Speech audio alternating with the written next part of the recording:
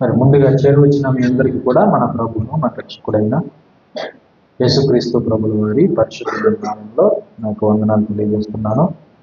దేవుని పిల్లలారా, ఈరోజు మనము నిజమైన ఆరాధన గురించి కొన్ని విలువైన మాటలు వాక్యముల నుండి మనము నేర్చుకున్నాం.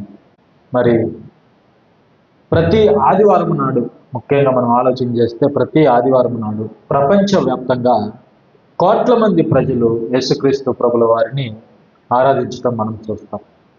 ఆయన గురించి పాటలు పాడుకోవడము, ఆయనను కీర్తించటము, ఆయన త్యాగాన్ని తలపోసుకుంటూ, ఆయన ప్రేమను తలపోసుకుంటూ, ఆయన గురించి గొప్పగా పాడటము, రాయటము, కీర్తించటము మనము చూస్తున్నాం.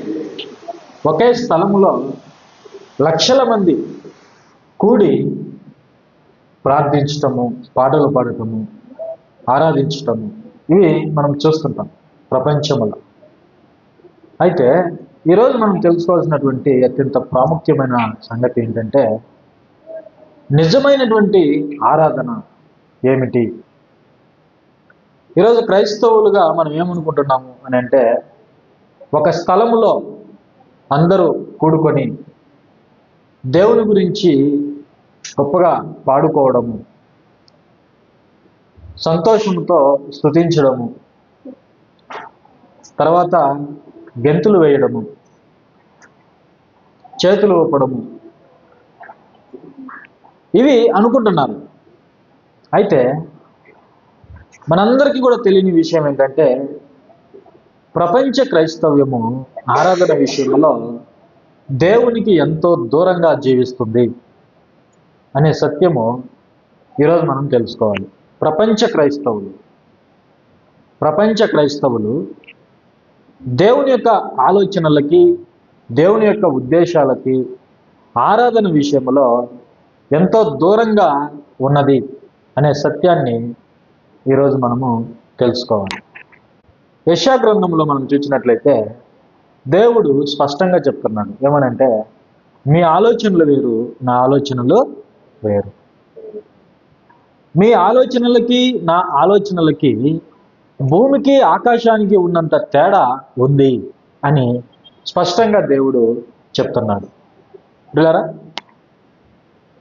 అయితే ఈరోజు క్రైస్తవులుగా మనము ఆరాధన విషయంలో, దేవుణ్ణి ఆరాధించే విషయంలో, దేవుణ్ణి పూజించే విషయంలో, దేవుణ్ణి మెప్పించే విషయంలో ఆయన ఆలోచనలకు చేరుకున్నామా, లేకపోతే ఇంకా అదో పాతాళానికి దిగజారిపోతున్నామా, గుంటలోనికి జారిపోతున్నామా అనే విషయాలు మనం ఆలోచన చేసినప్పుడు, అసలు దేవుడు వాక్యంలో ఆరాధన గురించి ఏం చెప్తున్నాడు, ఈరోజు మనం ఏం చేస్తున్నాము, ఈరోజు మనం ఏమనుకుంటున్నాం ఆరాధన అంటే, చూడండి, ఈ మధ్య కాలంలోనే ఒక పాట రిలీజ్ అయింది. క్రైస్తవ్యంలో ఒక పాట రిలీజ్ అయింది. ఆ పాట ఒకసారి వీడియో పాట ఓపెన్ చేసి మనం చూసామంటే, ఆ పాటకి క్లబ్కి పెద్ద తేడా ఉండదు. ఆ పాటకి లోక సంబంధమైనటువంటి పాటకి పెద్ద తేడా ఉండదు. పదాలు మాత్రమే వేరు, అంతే. ఆ పాటలో ఉన్న ఆ స్థితిగతులు, మనుషుల యొక్క హావభావాలు, వారి యొక్క నటన మనం చూసినప్పుడు పేరు గొప్పగా ఉంది. అందులో యవ్వనస్తులు కానీ, ఆ పాటను నడిపిస్తున్నటువంటి వ్యక్తి కానీ, ఈ లోకంలో ఒక పాట, లోక సంబంధమైనటువంటి పాట ఒక క్లబ్లో లేదా ఒక పెద్ద గ్రౌండ్లో ఒక పాట చేస్తే ఎలా ఉంటుంది? ఒక పెద్ద స్టేజ్ వేసి, చుట్టూ లైటింగ్ వేసి, డీజే లైట్స్ వేసి, ఆ స్టేజ్ మీద ఆ పాట పాడే వ్యక్తి ఎగురుతూ, గెంతులు వేస్తూ, కింద చూడడానికి వచ్చిన వాళ్ళందరూ కూడా తనతో పాటు గెంతులు వేస్తూ, ఎగురుతూ, ఇష్టం వచ్చినట్లుగా ప్రవర్తిస్తూ ఏ విధంగా లోకంలో ఉంటుందో, అలాగే ఈరోజు దేవుని పేరిట చర్చిలు, లేకపోతే ప్రార్థనా స్థలాలు, ఆరాధన కూడికల్లో ఇలాంటివి మనం చూస్తున్నాం. ఆ పాటల్లో మనం చూసినట్లయితే యవనస్తులు వాళ్ళ యొక్క వస్త్రధారణ, సత్యదేవుణ్ణి, నిజమైన దేవుణ్ణి ఆరాధిస్తున్నటువంటి మనము ఈరోజు దేవుని ఎదుటికి లేక దేవుని సన్నిధికి వచ్చినప్పుడు మన వస్త్రధారణ ఎలా ఉంది, మన ప్రవర్తన ఎలా ఉంది, ఇవన్నీ కూడా మనం చూసుకోవాలి. ఎందుకంటే ప్రియరా, ఈరోజు లోకంలో మనము ఒక అధికారి ఎదుటికి వెళ్ళినప్పుడు ఎవరైనా సరే చినిగిపోయిన ప్యాంట్లు ఎవరైనా వేసుకుని వెళ్తారా? చెప్పండి. చినిగిపోయిన వస్త్రాలు ఎవరైనా వేసుకుని వెళ్తారా? చూడండి, ఒక లోకంలో ఒక అధికారి ముందు మనం వెళ్ళడానికి ఎంతో జాగ్రత్తగా వెళ్తాం,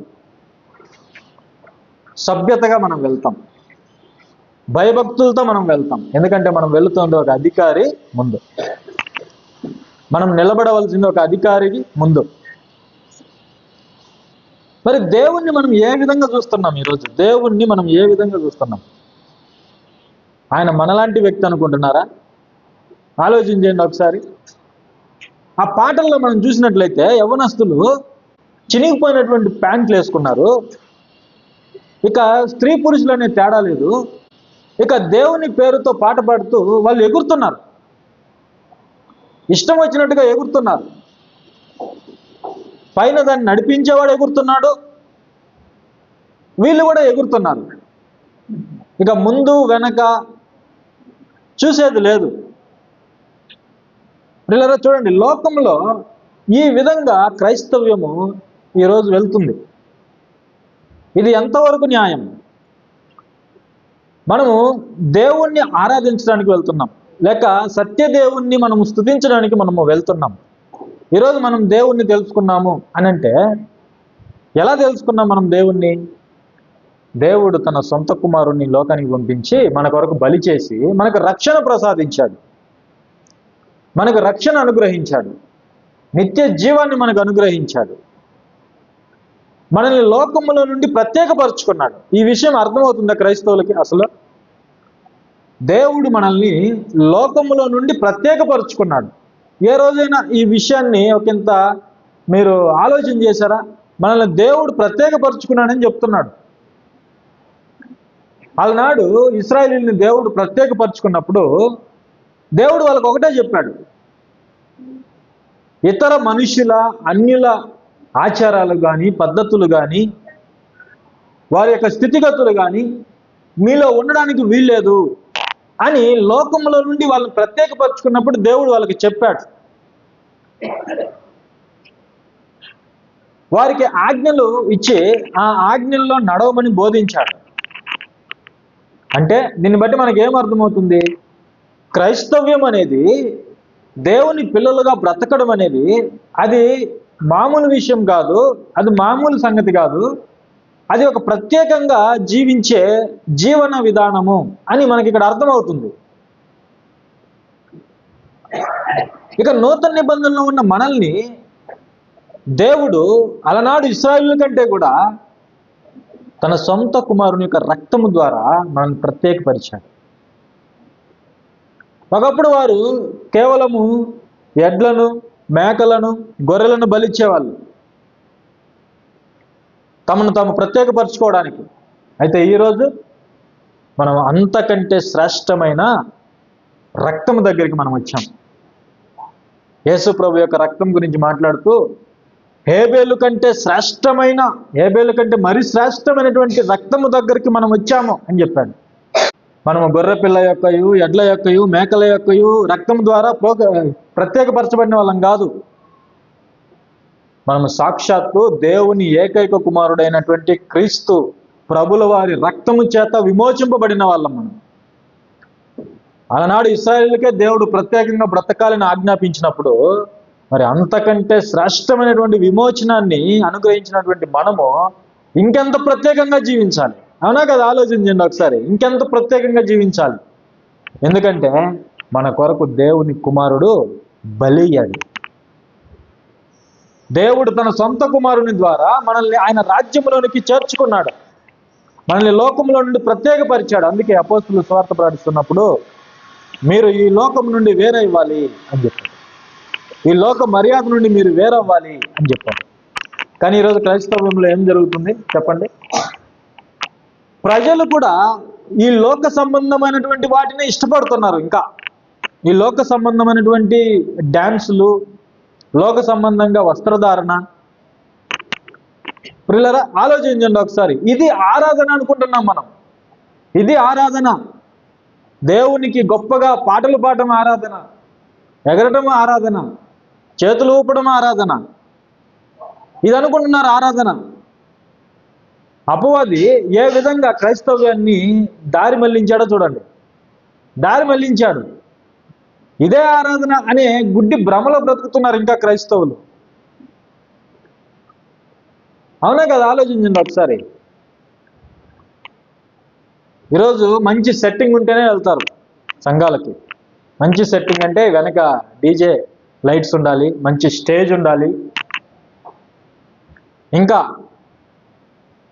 పాటలు పాడడానికి కొంతమంది, గెంతులు వేయడానికి కొంతమంది. వాళ్ళు పాటలు పాడుతుంటే కిందన్న వాళ్ళు పాటలు పాడతారు, వాళ్ళు ఎగురుతుంటే కిందన్న వాళ్ళు ఎగురుతారు. ఇది ఆరాధన అంటే ఈరోజు. ఇదే ఆరాధన. దీని ద్వారా మేము దేవుణ్ణి ఆరాధించాము, దేవుణ్ణి స్తుతించాము, ఈరోజు ఆరాధన బాగా జరిగింది అంటారు. ఇంటికి వెళ్ళేటప్పుడు ఏమంటారు? ఈరోజు బాగా జరిగింది ఆరాధన, బాగా ఎగిరాం, ఈరోజు మంచిగా గెంతులు వేశాం, ఈరోజు అయ్యగారు బాగా పాట పాడాడు, అయ్యగారు బాగా ఎగిరాడు స్టేజ్ పైన, మేము కూడా బాగా ఎగిరాము. ఇదే ఆరాధన ఈరోజు. అత్యంత విలువైన దాన్ని క్రైస్తవులు మర్చిపోతున్నారు అనేది ఇక్కడ మనం గ్రహించాలి. అత్యంత విలువైనది, అత్యంత విలువైనది దేవుడు తన వాక్యంలో ఎప్పుడో చెప్పాడు. అడుగు అడుగునే చెప్తున్నాడు దేవుడు. కానీ ఎంతమంది క్రైస్తవులకు అర్థమైంది చెప్పండి? ఈరోజు మనం చేస్తున్న ఈ ఆరాధనను బట్టి దేవుడు సంతోషిస్తున్నాడా? అసలు చెప్పండి, దేవుడు సంతోషంగా ఉన్నాడా మనం చేస్తున్న ఆరాధనను బట్టి? దేవుని ఎదుటికి, దేవుని సన్నిధికి వెళ్లే ముందు చినిగిపోయిన ప్యాంట్లు వేసుకుంటారా ఎవరైనా? లోకంలో ఉన్నవాళ్ళు ఒకవేళ వాళ్ళు ఉన్నారు అని అంటే వాళ్ళని విడిచిపెడదాం. నీవు దేవుని కుమారుడివి అనే నామాన్ని దేవుడు నీకు ధరింపజేశాడు కదా. దేవుడు నిన్ను లోకంలో నుండి ప్రత్యేకపరుచుకున్నాడు కదా. ఆ ప్రత్యేకత ఏది నీ జీవితంలో? ఆ ప్రత్యేకత ఏది నీ బ్రతుకులో? కేవలం పాటల వరకేనా? యేసుక్రీస్తు ప్రభువారు చెప్పారు, మీరు పెదవులతో నన్ను గణపరుస్తారు కానీ మీ హృదయం నాకు దూరముగా ఉన్నది అన్నాడు. ఈరోజు పెదవులతో గణపరిచేవారు దేవుణ్ణి పెదవులతో గణపరుస్తున్నారు. ప్రభువా నీవు అలాంటి వాడివి, ఇంతటి వాడివి, అంతటి వాడివి. చూడండి,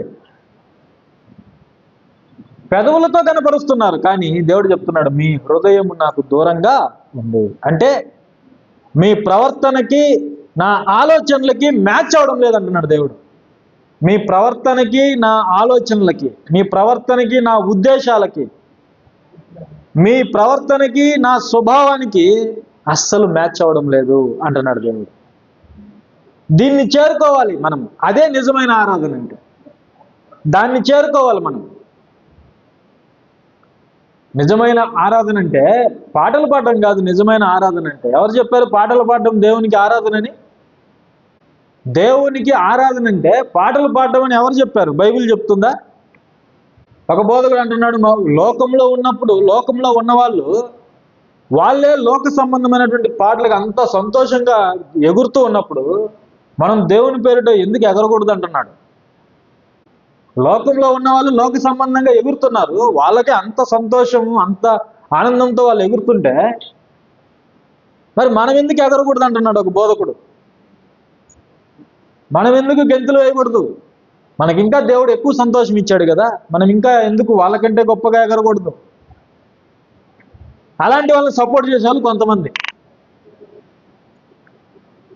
అలాంటి వాళ్ళని సపోర్ట్ చేసేవాళ్ళు కొంతమంది, వీళ్ళేదో ప్రపంచ క్రైస్తవ్యాన్ని ఉద్ధరిస్తున్నట్లుగా, ప్రపంచ క్రైస్తవ్యానికి వీళ్ళే దిక్కన్నట్లుగా, ఏవో కొత్త విషయాలు మేము చెబుతాము అనుకున్నట్లుగా ఈరోజు ప్రపంచాన్ని మోసం చేస్తూ వాళ్ళ వైపు త్రిప్పుకోవడానికి ప్రయత్నాలు చేస్తున్నారు. అసలు బైబిల్లో ఏముందో పూర్తిగా తీసేస్తున్నారు ఈరోజు ఉన్నటువంటి అనేక మంది బోధకులు. బైబిల్లో ఏముందో దాన్ని కనుమరుగు చేసేస్తున్నారు. కాబట్టి ఆరాధన గురించి దేవుడు ఏం చెప్తున్నాడో చూద్దాం మనం. యోహాను సువార్త 4వ అధ్యాయంలో సాక్షాత్తు మన ప్రభు ఏమని చెప్తున్నాడో చూద్దాం. ఆరాధన, ఆయన నోటి గుండా ఆరాధన అనే మాట వచ్చిందంటే అది మనకు ఎంతో ప్రాముఖ్యమని మనం గుర్తుపెట్టుకోవాలి. ఆయన నోట నుండి వచ్చిన ప్రతి మాట కూడా అది సామాన్యమైన మాట కాదు. ఆయన మాట కొరకు, ఆయన దివ్య రూపము చూడటం కొరకు ప్రవక్తలు ఎదురు చూశారు, నీతిమంతులు ఎదురు చూశారు. అయితే వాళ్ళకు అనుగ్రహింపబడాల. ఎందుకంటే మీరు వినుచున్నవి, చూచుచున్నవి ప్రవక్తలు చూడగోరియు చూడలేకపోయిరి, నీతిమంతులు చూడగోరియు చూడలేకపోయిరి. చూడండి, ఆయన మాట, ఆయన దివ్య రూపము చూసే భాగ్యము అపోస్తులకి దక్కింది. ఈరోజు ఆయన మాట చదువుకునే భాగ్యము మనకొచ్చింది. కాబట్టి ఆయన నోట నుండి ఆరాధన అనే మాట మనం వింటున్నప్పుడు చాలా జాగ్రత్తగా మనం ఆలోచించాలి. చూడండి, 21వ వచనంలో చెప్తున్నాడు ప్రభుల వారు సమరయ స్త్రీతో, అమ్మ ఒక కాలం వచ్చుచున్నది, ఆ కాలమందు ఈ పర్వతము మీదనైనను యెరూషలేములోనైనను మీరు తండ్రిని ఆరాధింపరు. చూడండి, మీరు తండ్రిని ఆరాధింపరు ఆమె అంటుంది. పైన ఆమె ఏం చెప్పిందంటే ఒక మాట చెప్పింది, 20వ వచనంలో, మా పితరులు ఈ పర్వతమందు ఆరాధించిరి గాని ఆరాధింపవలసిన స్థలము యెరూషలేములో ఉన్నదని మీరు చెప్పుదురని ఆయనతో అనగా, మా పితరులు పర్వతం మీద ఆరాధించారు, అయితే మీరు ప్రవక్త కాబట్టి యెరూషలేములో ఆరాధించాలని మీరు చెబుతారు అని ప్రభువుకి ముందుగానే చెప్తుంది. చూడండి, నీవు మాకు చెప్తావు ఎక్కడ ఆరాధించమని, యెరూషలేములో ఆరాధించమని. అప్పుడు ప్రభు చెప్తున్నాడు. చూడండి, అప్పుడే మనం చెప్పుకున్నాం ఏమని, మీ ఆలోచనలకి నా ఆలోచనలకి భూమికి ఆకాశానికి ఉన్నంత తేడా ఉంది అని చెప్పాడు యెషయా గ్రంథంలో. ఈ సమరయ స్త్రీ చెప్తుంది, ప్రభువా నీవు చెప్తావు యెరూషలేములో ఆరాధించమని అని చెప్తుంది. అయితే ప్రభు ఏమన్నాడు, పర్వతం మీద కానీ యెరూషలేములో దేవాలయంలో కానీ ఆరాధించమని ప్రభు చెప్పాడా? ఆయన ఆలోచన ఎలాగున్నాయో చూడండి. ఆయన ఆలోచన చూడండి, అమ్మా ఒక కాలం వచ్చుచున్నది, ఆ కాలం ముందు ఈ పర్వతం మీదనైనను యెరూషలేములోనైనను. చూడండి, ఆరాధన స్థలము ఈ రెండు కాదు. అంటే దేవుణ్ణి ఆరాధించడము అనేది ఒక స్థలానికి పరిమితమయ్యేది కాదు. అది దేవుణ్ణి ఆరాధించే ప్రక్రియ ఏదైతే ఉందో అది మనం అనుకుంటున్నట్లుగా ఒక స్థలంలో జరిగే క్రియ కాదు. ఆరాధనకి ఒక ప్రత్యేకమైనటువంటి స్థలము కేటాయించి అక్కడ ప్రజలందరూ కూడుకొని దేవుణ్ణి గొప్పగా పాటలతో డాన్సులతో ఆరాధించాలి అని ఇక్కడ ప్రభు చెప్పటం లేదు. ఒక ప్రత్యేకంగా ఒక స్థలం గురించి చెప్పటంలా. అయితే ప్రభు దానికి బదులుగా మరొకటి చెప్తున్నాడు. మనం ప్రభుని వెంబడించే వారమైతే మనకి ఆయన మాట ప్రాముఖ్యం, ఆయన ఏం చెప్తున్నాడో అది ప్రాముఖ్యం మనకి. అవునా కదా?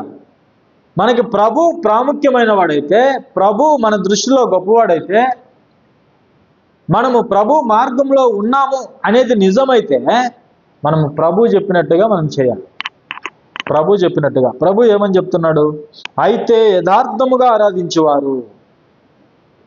మనము దేవుణ్ణి ఒకవేళ యథార్థముగా ఆరాధించాలి అని అనుకుంటే ఆత్మతోనూ సత్యముతోనూ తండ్రిని ఆరాధించాలి. తండ్రిని ఒక ప్రత్యేకమైన స్థలంలో కానీ, పర్వతం మీద కానీ, దేవాలయంలో కానీ ఆరాధించమని ఇక్కడ ప్రభు చెప్పడం లేదు. కానీ తండ్రిని ఆరాధించే వాళ్ళు యథార్థంగా ఆరాధించాలి. మొదట మనలో ఏముండాలి? యథార్థమైనటువంటి బ్రతుకుండాలి మనలో. యోబు గారు ఎలా బ్రతికారట? యోబు యథార్థవంతుడు అని చెప్తున్నాడు. యోబు యథార్థవంతుడిగా జీవిస్తున్నాడు, దేవుని మార్గములో నడుస్తున్నాడు. యథార్థత అనేది ఉంది ఆయన జీవితంలో. కపటం అనేది లేదు, వేషధారణ అనేది లేదు. తండ్రిని ఆరాధించే వాళ్ళు ఎలా ఉండాలి? వేషధారులుగా ఉండకూడదు. వేషధారులతోనే ప్రభు చెప్పింది, మీరు పెదవులతో నన్ను గణపరుచుదురు కానీ మీ హృదయము దూరంగా ఉంది అని చెప్పాడు. ఎవరితో? వేషధారులతో, యథార్థత లేని వారితో. వాక్యం చెప్పేది ఒకటైతే వాళ్ళు ప్రజలకు బోధించేది మరొకటి. దేవుడు చెప్పాడు మీ తల్లిదండ్రులను సన్మానించమని. యూదా మత పెద్దలు ఏమని చెప్తున్నారంటే, మీరు సమస్తాన్ని దేవుని కొరకు ఇవ్వండి, తల్లిదండ్రుల్ని చూడవలసిన అవసరత లేదు, తల్లిదండ్రులు పట్టించుకోవాల్సినటువంటి అవసరత లేదు, అది మాకు కానుకగా ఇవ్వండి అని వీళ్ళు చెప్తున్నారు. ధర్మశాస్త్రంలో దేవుడు ఏమని చెప్పాడు? మీరు మీ తల్లిదండ్రుల్ని సన్మానించాలి, వాళ్ళని చూసుకోవాలి. చూడండి, అంటే వాక్యం ఒకటి చెప్తుంది, వీళ్ళు ప్రజలకు మరొకటి బోధిస్తున్నారు. ఈరోజు ఆరాధన అంటే ఒక స్థలంలో కూడుకోవడము, పాటలు పాడడము, గెంతులు వేయడము, అది వీళ్ళు చెప్తున్నటువంటి నిర్వచనం. అయితే దేవుడు ఏమని చెప్తున్నాడు? మీరు యథార్థంగా ఆరాధించాలి, ఆత్మతో సత్యముతో ఆరాధించాలి, హృదయపూర్వకంగా దేవుణ్ణి ఆరాధించాలి. మన బ్రతుకుతో దేవుణ్ణి మనం ఆరాధించాలి, మన బ్రతుకులో దేవుణ్ణి మనము చూపించాలి. అది ఆత్మతో సత్యముతో దేవుణ్ణి మనము ఆరాధించాలి. తండ్రిని ఆత్మతో సత్యముతో మనం ఆరాధించాలి. చూడండి, అంటే మనము తండ్రిని ఆరాధించాలి అని ఇక్కడ ప్రభులు వారు చెప్తున్నారు. కాబట్టి కొంతమంది ఏమంటారంటే, మనము తండ్రిని ఆరాధించాలి, క్రీస్తుని మనము ఆరాధించకూడదు అని ఈ విధంగా మళ్ళా అపార్థం చేసుకుంటారు. యేసు ప్రభువే చెప్తున్నాడు కదా ఇక్కడ తండ్రిని ఆరాధించాలని. కాబట్టి మనం తండ్రిని ఆరాధించాలి, క్రీస్తు ఆరాధనకి అర్హుడు కాడు అని ఈ విధంగా బోధిస్తారు. వీళ్ళు ఎవరంటే సంపూర్ణమైనటువంటి జ్ఞానం లేని వాళ్ళు, సంపూర్ణమైన జ్ఞానం లేని వాళ్ళు. యేసు ప్రభు దేవుడు కాదనే వాళ్ళు కానీ, లేకపోతే యేసు ప్రభుని ఆరాధించకూడదు అని చెప్పేవాళ్ళు కానీ, వీరెవరంటే అర్ధజ్ఞానులు. ఈరోజు పిల్లలకి తల్లిదండ్రులు సమానమా కాదా? తల్లిదండ్రులు సమానమా కాదా? సమానం.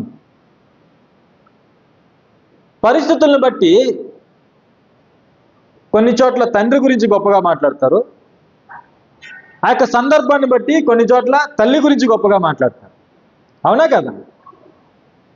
పిల్లలు గొప్పవాళ్ళు అవడానికి, పిల్లలు ఉన్నత స్థితిలో ఉండటానికి ఇద్దరు కారణమే, తల్లి మరియు తండ్రి. అందుకే ఆ సందర్భాన్ని బట్టి తండ్రి ప్రస్తావన వచ్చినప్పుడు తండ్రి గురించి గొప్పగా మాట్లాడతారు, తల్లి ప్రస్తావన వచ్చినప్పుడు తల్లి గురించి గొప్పగా మాట్లాడతారు. పిల్లలకి ఇద్దరు ప్రాముఖ్యమే.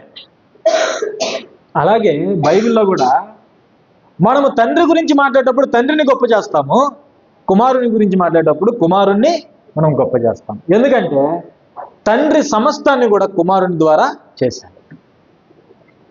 ఈ సృష్టిని కుమారుని ద్వారా చేశాడు, సమస్తాన్ని కుమారుని ద్వారానే చేశాడు. మనకు రక్షణ కూడా కుమారుని ద్వారానే ఇచ్చాడు. రేపు నిత్య జీవాన్ని కూడా కుమారుని ద్వారానే మనకి ఇస్తున్నాడు. కుమారుడు లేకుండా తండ్రి ఏది కూడా చేయలేదు. కాబట్టి మనకి తండ్రి ఎంత ప్రాముఖ్యమో కుమారుడు కూడా అంతే ప్రాముఖ్యం. చూడండి, ఈరోజు భూ సంబంధమైనటువంటి పరిస్థితుల్నే మనము ఆధారం చేసుకొని మాట్లాడితే, ఒక గొప్ప వ్యక్తి ఉన్నాడు, అతని కింద అనేక మంది అతని ఇంట్లో పనిచేసే వాళ్ళు ఉన్నారు అని అనుకుందాం. అతనికి ఒకే ఒక కుమారుడు ఉన్నాడు, ఆ యజమానికి ఒకే ఒక కుమారుడు ఉన్నాడు అనుకుందాం. ఇప్పుడు ఈ పని మనుషులందరికీ కూడా, పని చేసే వాళ్ళందరికీ కూడా ఎంతమంది యజమానులు ఉన్నారు చెప్పండి? ఎంతమంది ఉన్నారు? ఒకరా ఇద్దరా? చెప్పండి, ఒకరా ఇద్దరా? ఇద్దరు యజమానులు ఉన్నారు వాళ్ళకి. ఎవరు? ఒక ఆయన పెద్ద ఆయన యజమాని, రెండవ ఆయన ఎవరు? ఆయన కుమారుడు. ఆయన కుమారుడు యజమాని అవుతాడా? అవడా? ఆయన కుమారుడు కూడా యజమానే. ఇప్పుడు పని వాళ్ళు కష్టంలో ఉన్నప్పుడు ఆ పెద్ద యజమాని చెప్పాడు చిన్న యజమానికి, నువ్వు వెళ్ళి వాళ్ళకి సహాయం చేయని చెప్పాడు అనుకుందాం. ఆ సహాయం పొందుకున్న తర్వాత ఆ పని వాళ్ళు ఎవరికి కృతజ్ఞత చెప్తారు? ఒకరికే చెప్తారా? ఇద్దరికి చెప్తారా? చెప్పండి, ఒకరికి చెప్తారా? ఇద్దరికి చెప్తారా? ఇద్దరికి చెప్తారు కదా. ఒక ఆయన ఆజ్ఞాపించింది ఒక యజమాని అయితే దాన్ని చేసింది ఎవరు? మరొక యజమాని. ఇద్దరికి కృతజ్ఞత కలిగి ఉండాలి. వాళ్ళు నీదేమీ లేదు, అంతా మా పెద్ద యజమాని చూసుకున్నాడు అని చిన్న యజమాని తృణీకరిస్తే ఎవరికి కోపం వస్తుంది? అప్పుడు పెద్ద యజమానికి కోపం వస్తుంది. నా కుమారుణ్ణే మీరు తృణీకరిస్తారా? నా కుమారుడే కదా మీకు సహాయం చేశాడు అంటాడా? పెద్ద యజమాని అంటాడు. యేసు ప్రభు దేవుడు కాదన్నా, యేసు ప్రభుని ఆరాధించకూడదన్నా ఎవరు సీరియస్ అవుతారు తెలుసా? తండ్రి సీరియస్ అవుతాడు. ఎందుకంటే యేసుక్రీస్తు ప్రభుల వారు తండ్రికి ఒకే ఒక కుమారుడు. ఈ పాయింట్ మనం ఎప్పుడూ గుర్తుపెట్టుకోవాలి. మనలాంటి ఆదాము లాంటి మనలాంటి కుమారుడు కాదు యేసుక్రీస్తు ప్రభు. మనం మనుషులం. మనం ఎవరమి? మనుషులం. సరే, ఇప్పుడు ఆరాధన గురించి మాట్లాడుకుందాం. చూడండి, దేవుడు ఆత్మ కనుక ఆయనను ఆరాధించువారు ఆత్మతోనూ సత్యముతోనూ ఆరాధించాలి. ఇది దేవునికి ఇష్టమైనటువంటి ఆరాధన. మరొకటి చూద్దాం. చూడండి, రోమపత్రిక 12వ అధ్యాయము, తొందరగా ముగించుకుందాం. రోమపత్రిక 12వ అధ్యాయం మొదటి వచనం మనం చూస్తే, రోమపత్రిక 12వ అధ్యాయం మొదటి వచనం మనం చూస్తే, కాబట్టి సహోదరులారా, పరిశుద్ధమును దేవునికి అనుకూలమైన సజీవ యాగముగా మీ శరీరములను ఆయనకు సమర్పించుకొనుడని దేవుని వాత్సల్యమును బట్టి మిమ్మును బతిమాలు కొనిచున్నాను. ఇట్టి సేవ మీకు యుక్తమైనది. ఏమని చెప్తున్నాడు ఇక్కడ పౌలు గారు? మీ శరీరములను సజీవ యాగముగా ఆయనకు సమర్పించుకోవాలి. మీ శరీరాలని దేవునికి సమర్పించుకోవాలి. సజీవ యాగముగా మీరు సమర్పించుకోవాలి. ఆయన మాటలకి మీ శరీరాన్ని మీరు అప్పగించుకోవాలి. మీ ఆలోచనలను మీరు అప్పగించుకోవాలి. నిజమైన ఆరాధన అంటే ఏంటిది? నిజమైన ఆరాధన అంటే ఏంటిది? మనము మన శరీరములను సజీవ యాగముగా దేవునికి అప్పగించుకోవాలి. తర్వాత కిందికి చూడండి ఏమని చెప్తున్నాడు. మీరు ఈ లోక మర్యాదను అనుసరింపక, ఏమంటున్నాడు? మీరు ఈ లోక మర్యాదను అనుసరింపక. ఈరోజు సంఘాల్లో జరుగుతున్నదంటే ఏంటిది? లోక మర్యాద. అది దేవుని మర్యాద కాదు, అది దేవుని మార్గం కాదు. అది లోక మార్గము, లోక మర్యాద, లోక స్నేహము. నీ వస్త్రధారణ ఏంటి? నీ అలంకరణ ఏంటి? దేవుని సన్నిధికి వచ్చి ఇష్టం వచ్చినట్టు ఎగురుతూ ఉన్నారు. ఇష్టం వచ్చినట్టు ఎగురుతున్నారు. ఎటువైపు తీసుకొని వెళ్ళిపోతున్నారు క్రైస్తవ్యాన్ని? చెప్పండి, ఎటువైపు తీసుకొని వెళ్ళిపోతున్నారు వీళ్ళందరూ? ఏరి దేవుణ్ణి సత్యముతో ఆత్మతో తన సొంత కుమారుడు ఆరాధించినట్లుగా. తన సొంత కుమారుడు ఎట్లా ఆరాధించాడు? ఎగిరాడా? ప్రభు ఈ లోకంలో ఎగిరాడా? అసభ్యకరమైన వస్త్రాలు వేసుకున్నాడా ప్రభు? చెప్పండి. ఆయన తండ్రికి లోబడి ఉండటం ద్వారా తండ్రిని ఆయన ఆరాధించాడు. తెలుసా? తండ్రి చిత్తానికి తల దించడం ద్వారా దేవుణ్ణి ఆరాధించాడు, తండ్రిని. ఆ విధంగా మనం బ్రతకాలి అనేది దేవుడు కోరుకుంటున్నాడు, తండ్రి కోరుకుంటున్నాడు. తనను ఆరాధించే వాళ్ళు ఆత్మతో సత్యముతో ఆరాధించాలని తండ్రి కోరుచున్నాడు. మనకెవరు రోల్ మోడల్? దేవుని ఆరాధించాలంటే మనకి ఎవరు రోల్ మోడల్? తన ఏకైక కుమారుణ్ణే మనం చూడాలి. ఇంకెవరు లేరు మనకి రోల్ మోడల్. ఈరోజు స్టేజ్ మీద ఉన్నవాడు ఎగిరితే అందరూ ఎగురుతున్నారు. మీరు వాడిని చూస్తున్నారా లేకపోతే ప్రభుని చూస్తున్నారా? ఎవరిని చూస్తున్నారు మీరు? ప్రభు చెప్పాడా మనకి ఏ రోజైనా సరే ఈ విధంగా ఎగరండి, గెంతులు వేయండి, చినిగిపోయిన ప్యాంట్లు వేసుకొని రండి? యవనస్తులు చూడండి, చినిగిపోయిన ప్యాంట్లు, అసభ్యకరమైనటువంటి ఆడపిల్లలు కూడా చినిగిపోయిన ప్యాంట్లే, మోకాళ్ళ దగ్గర. ఒకసారి యూట్యూబ్లో ఆ పాట ఉంటుంది చూడండి. పెద్ద పెద్ద చినుకులు మోకాళ్ళ దగ్గర ఎగురుతున్నారు, దేవుని ఆరాధిస్తున్నారు. ఎంత విచిత్రం చూడండి క్రైస్తవ్యం. ఎటు వెళ్ళిపోతుంది క్రైస్తవ్యం? మీరు లోక మర్యాదను అనుసరింపక అని చెప్తున్నాడు. మీ ఆరాధనలో కూడా ఎలా ఉండాలి? ప్రత్యేకత ఉండాలి. జీవితంలో ప్రత్యేకత ఉండాలి. ప్రియరా, మనం ఇలాంటివన్నీ చేయకూడదు. లోకంలో ఉన్నటువంటి మర్యాద ఉండకూడదు. పబ్బు, క్లబ్బులు, ఆ కల్చరు చర్చిలో ఉండకూడదు, సంఘంలో ఉండకూడదు. లోక స్నేహము క్రైస్తవ్యంలో ఉండకూడదు, సంఘంలో ఉండకూడదు. మనం దేవుని సన్నిధిలో ఆయన్ని మర్యాదపూర్వకంగా ఆయన్ని మనం ఆరాధించాలి, గౌరవించాలి, స్తుతించాలి, ఆయన మాటలకు విలువ ఇవ్వాలి.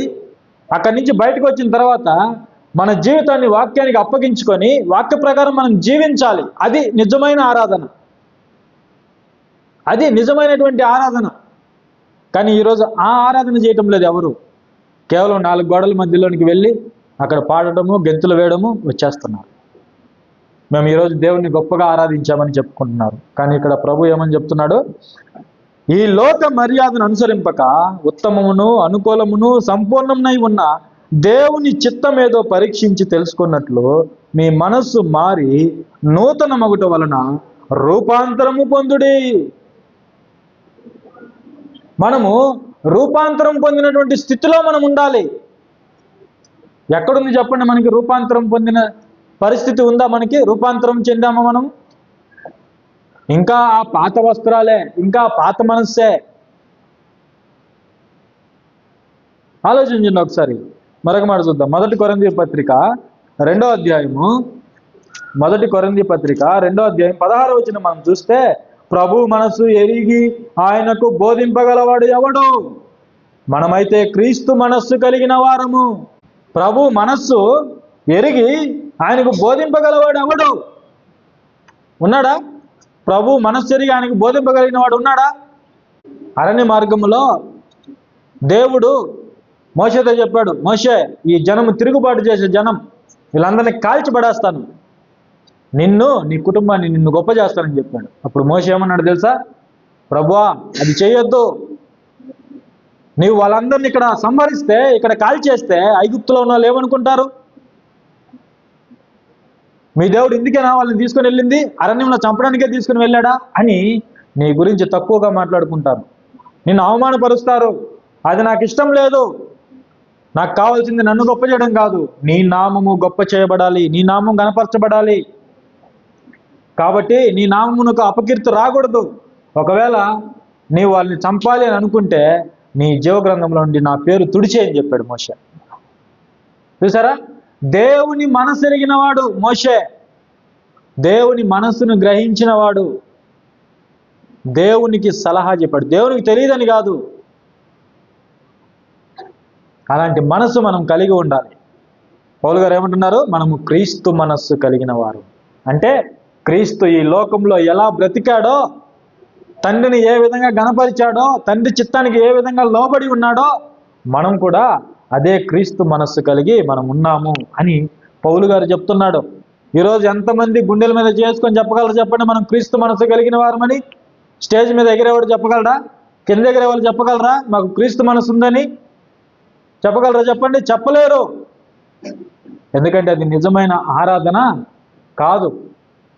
నిజమైన ఆరాధన క్రీస్తు మనస్సు కలిగి క్రీస్తు తండ్రికి ఏ విధంగా సేవ చేశాడో ఆ విధంగా మనము ప్రభువుకి సేవ చేయడమే నిజమైన ఆరాధన. ప్రభు మనస్సు చూడండి. చివరిగా ముగించుకున్నాం. ప్రభు మనస్సు చూడండి. ఫిలిప్పీ పత్రిక 2వ అధ్యాయము, ఫిలిప్పీ పత్రిక 2వ అధ్యాయము 5 నుండి, క్రీస్తు యేసునకు కలిగిన ఈ మనస్సు మీరును కలిగి ఉండుడి. ఆయన దేవుని స్వరూపము కలిగిన వాడై ఉండి దేవునితో సమానముగా ఉండుట. యేసుక్రీస్తు ప్రభు ఎవరు? తండ్రిది స్వరూపము కలిగిన వాడు. ఇది ఆదాము లాంటి స్వరూపం అనుకోకండి. దేవుడు తన స్వరూపమందు తన పోలిక చొప్పున నరులను సృజించాడు. ఈ స్వరూపం గురించి కాదు ఆయన మాట్లాడటం. ఇక్కడ గమనించండి, ఈ స్వరూపం గురించి కాదు. తండ్రి తన సొంత స్వరూపం గురించి మాట్లాడుతున్నాడు. తన కన్న కుమారుడు గురించి మాట్లాడుతున్నాడు. దేవునితో సమానముగా ఉండుట విడిచిపెట్టకూడని భాగ్యమని ఎంచుకొనలేదు పరలోకంలో. యేసుక్రీస్తు ప్రభు తండ్రితో సమానుడు. ఎలా సమానుడు? ఆయన సొంత కుమారుడు కాబట్టి సమానుడు. నా కొడుకు నేను సమానమే మనుషులుగా, కానీ నా కుమారుడి కంటే నేను అధికారములో గొప్పవాడిని. యేసుక్రీస్తు ప్రభు ఏమని చెప్పాడు? నా తండ్రి నాకంటే గొప్పవాడు. తండ్రికి కుమారుని కంటే తండ్రి గొప్పవాడు. అదే సమయంలో కుమారుడు తండ్రితో సమానము. ఎందుకంటే ఆయన కూడా దేవుడు కాబట్టి. నేను మనిషినే, నా కుమారుడు మనిషే. అయితే వాడు కుమారుడు కాబట్టి నాకంటే చిన్నవాడు. కానీ మనిషిగా మేమిద్దరము సమానము. అలాగే తండ్రి కూడా పరలోకములో కుమారుని కంటే గొప్పవాడుగా ఉన్నాడు. అయితే దేవునిగా కుమారుడు తండ్రి ఇద్దరు సమానం, ఇద్దరు సమానమే. ఇక్కడ యేసుక్రీస్తు ప్రభు దేవునితో సమానముగా ఉండుట విడిచిపెట్టకూడని భాగ్యమని ఎంచుకొనలేదు కానీ, మనుషుల పోలికగా పుట్టి దాసుని స్వరూపము ధరించుకొని తన్ను తానే రిక్తునిగా చేసుకొనెను. మరియు ఆయన ఆకారమందు మనుషుడిగా కనబడి మరణము పొందినంతగా, అనగా శిలువ మరణము పొందినంతగా విధేయత చూపిన వాడై తన్ను తాను తగ్గించుకొనెను. యేసుక్రీస్తు ప్రభు తండ్రిని ఏ విధంగా ఆరాధించాడో ఇక్కడ చెప్తున్నాడు. ఆరాధన అంటే ఏంటి? మనల్ని మనం తగ్గించుకోవడము ఆరాధన. మనల్ని మనము దేవుని చిత్తానికి అప్పగించుకోవడము ఆరాధన. దేవుని వాక్యాన్ని నెరవేర్చడము ఆరాధన. దేవుని ఆజ్ఞలు పాటించడము ఆరాధన. ఇవన్నీ విడిచిపెట్టి, విలువైనవి అమూల్యమైన వాటిని విడిచిపెట్టి ఈరోజు ఆరాధన అంటే ఏది పట్టుకున్నారు? పాటలు పాడడము, గెంతులు వేయడము, ఇష్టం వచ్చినట్టు ఎగరడము, స్టేజ్ పైన అటు ఇటు తిరగడము, డ్యాన్సులు వేయడం, ఇది అనుకుంటున్నారు ఆరాధన. ఇది కాదు ఆరాధన. ప్రభు చెప్తున్నాడు ఇక్కడ. ప్రభు తండ్రితో సమానంగా ఉన్నవాడై ఉన్నప్పటికీ కూడా ఆయన తనను తాను తగ్గించుకొని తండ్రి చిత్త ప్రకారము మనిషిగా ఈ లోకానికి వచ్చాడు. ఎంత తగ్గింపు చూడండి ప్రభుకి, ఎంత తగ్గింపు. మన ప్రభువుకి ఎంత తగ్గింపు చూడండి. ఆయన తండ్రితో సమానంగా ఉన్నా కూడా ఆ హోదాని విడిచిపెట్టి ఆ తండ్రి మాటకు విలువిచ్చి గౌరవించి మనిషిగా పుట్టడానికి ఈ లోకంలోకి రావడానికి ఆయన ఒప్పుకున్నాడు. అది నిజమైనటువంటి ఆరాధన. అంటే మనుషులందరినీ కాపాడడానికి, సిలువలో చనిపోవడానికి తండ్రి చిత్తానికి లోబడి ఈ లోకానికి వచ్చాడు. అది నిజమైనటువంటి ఆరాధన. మన జీవితంలో కూడా ఇది ఆరాధనగా ఉండాలి. నువ్వు ఈ లోకంలో ఎంత గొప్పవాడైనా సరే వాక్యానికి నిన్ను నువ్వు అప్పగించుకోవాలి. వాక్యానికి నిన్ను అప్పగించుకోవాలి. ఈరోజు చూడండి, ధనం ఉంటే చాలు లగ్జరీ జీవితానికి అలవాటు పడిపోతున్నారు. లగ్జరీ జీవితానికి, విలాసవంతమైనటువంటి జీవితాలకు అలవాటు పడిపోతున్నారు. అది కాదు ఆరాధన అంటే, అది కాదు క్రైస్తవ్యం అంటే. నువ్వు ఈ లోకంలో ఎంత ధనవంతుడు అయినా సరే ప్రభు వలె బ్రతకడానికి నువ్వు నిర్ణయం తీసుకోవాలి. అది నిజమైనటువంటి ఆరాధన. ప్రభు మార్గంలో నడవాలి. ప్రభు వలె నీవు అనేక మందికి మాదిరిగా ఉండాలి. అది నిజమైన ఆరాధన అంటే. నాకు విస్తారంగా డబ్బు ఉంది కాబట్టి నేను ₹1,00,00,000 కారులో తిరుగుతాను అంటే నీకు మాదిరికరమైన జీవితం లేదు. ఆలోచించేయండి. నాకు ₹1,00,00,000 దేవుడు ఇచ్చాడు, నేను బర్త్డేకి ₹1,00,00,000 తగలబెడతాను అని అంటే నీది మాదిరికరమైన జీవితం కాదు. ఆలోచించండి ఒకసారి. మాదిరికరమైన జీవితం ఉండాలి. ఈ లోకంలో నువ్వు ఎంత గొప్పవాడైనా సరే వాక్యానికి నిన్ను నువ్వు అప్పగించుకోవాలి. అది నిజమైన ఆరాధన అంటే. అది ఇతరులకు మాదిరికరమైన జీవితం అంటే. అది చూపించిన వాడు ప్రభు. ఆయన సాక్షాత్తు తండ్రితో సమానంగా ఉండి కూడా పరలోకంలో తనను తాను తగ్గించుకొని ఈ లోకానికి వచ్చాడు. తండ్రి చిత్తానికి లోబడ్డాడు. ఎక్కడైనా ప్రభు తల ఎత్తాడా తండ్రి చిత్తానికి వ్యతిరేకంగా? చెప్పండి. తండ్రి చిత్తానికి వ్యతిరేకంగా తల ఎత్తాడా? ఎప్పుడు కూడా ఎత్తలేదు. మనం అదే నేర్చుకోవాలి. ప్రతి విషయంలో తండ్రికి మనము లోబడి ఉండాలి. తన కుమారుని అడుగు జాడలో నడవాలి. అదే దేవుడు మనకు వేసిన బాట, మనకు వేసిన మార్గము. ప్రతి మనిషి కూడా తన కుమారుని మార్గంలో నడవాలి, తన కుమారుని అనుసరించాలి ప్రతి ఒక్కరూ. అది నిజమైనటువంటి ఆరాధన. మనం ఆ విధంగా ప్రభు జీవించినట్లుగా, ప్రభు తండ్రి చిత్తానికి లోబడినట్లుగా మనల్ని మనము ఈ లోకానికి ప్రత్యేకపరుచుకొని ప్రత్యేకమైన దేవుని మార్గంలో మనం నడిచినప్పుడు అది నిజమైన ఆరాధన. అంతేగాని ప్రియులారా, ఈ విధంగా చినిగిపోయిన ప్యాంట్లు వేసుకొని వచ్చి యవనస్తులు, వృద్ధులు, పెద్దవాళ్ళనే తేడా లేకుండా లోకంలో సినిమా పాటలకు ఎగిరినట్లుగా మనము సంఘంలో ఎగిరితే అది నిజమైన ఆరాధన కానే కాదు. దేవునికి అలాంటివంటే అసహ్యం. దేవునికి అసహ్యం. మనం చూసాం కదా, ఇశ్రాయేలు అరణ్యంలో ఏం చేశారు? దూడం చేసుకొని ఇదే మా దేవుడు అన్నారు. తిన్నారు, తాగారు, తర్వాత లేచారు డాన్స్ చేయడానికి. అప్పుడు పరలోకంలో ఉన్న దేవుడు లేచాడు, వాళ్ళందరినీ కూడా వేసేసాడు, అరణ్యంలో సంహరించేశాడు. ఆ విధంగా ఉండకూడదు మన ఆరాధన. మన ఆరాధన దేవుణ్ణి గౌరవించేదిగా ఉండాలి, దేవుణ్ణి పూజించేదిగా ఉండాలి, దేవుని చిత్తానికి లోబడేదిగా ఉండాలి మన ఆరాధన. అదే నిజమైన ఆరాధన. కాబట్టి మనం ఆ విధంగా ముందుకెళ్ళాలని కోరుకుంటూ చిన్న సందేశాన్ని ముగిస్తున్నాం.